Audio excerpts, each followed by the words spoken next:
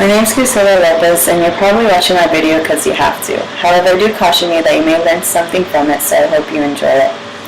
I'm going to be talking about Mesoamerica and specifically looking at the Olmecs and talking about the stratification that went on in their villages. Before we dive into it, though, I think it's good to understand a little bit of what went on in Mesoamerica. Mesoamerica can be looked at through different periods.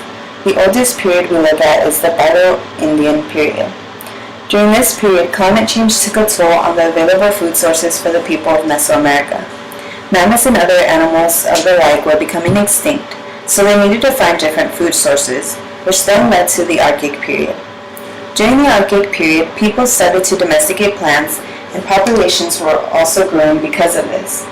They took wild plants and cultivated them in order to be a useful food source. Also, people started to live a sedentary lifestyle. They didn't have to mobilize constantly in search of food. During these periods, archaeologists agreed that there were no signs of a hierarchy, and this is probably because people were dependent only on themselves to provide their basic needs. However, after the Archaic period and into the formative Classic and post-Classic periods, societies became more complex.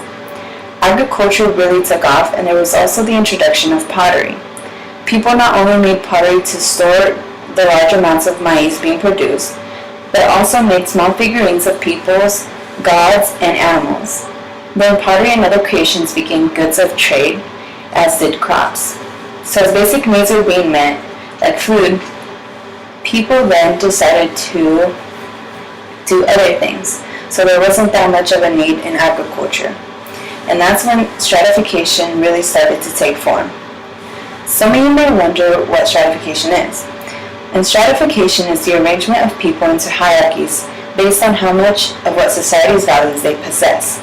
So for example, if you're a high school athlete, you are probably at the top of the hierarchy within the students, and a lot of teachers and students praise you.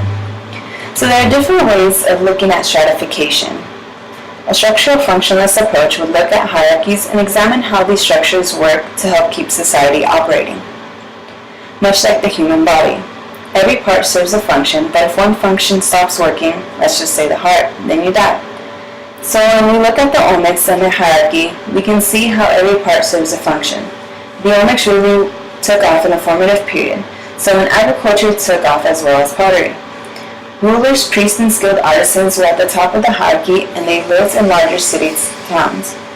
They were dependent on the surrounding farmers to produce food for them to be able to sustain their lifestyle. Another way of looking at it could be thinking about Portland. Portland was much like the Olmecs because they have to rely on outside farmers to help them sustain their lifestyle. However, because structural functionalists focus a lot on order and stability, it fails to address inequalities related to race, class, and gender. So for example, why are the majority of agricultural workers in the Northwest not able to afford much of the crops they pick? Which brings up the power conflict theory. The power conflict theory looks at where the inequality lies in society. Why are people where they are in the hierarchy? And who is at the top of the hierarchy? So power is at the core of society, and people act in accordance to power. An example of this with the Olmecs is how they were ruled by the people who were in control over trade. So they were the decision makers, and when elites make decisions, they do it in terms of what's going to benefit them. So that is how inequality is created. However, with the conflict theory, whenever competition or inequality goes noticed, then it creates an imbalance in social order. A good way of understanding this is that people in authority positions have to legitimize why they are an authoritative figure, or else subordinate groups will create conflict because they don't see any legitimacy.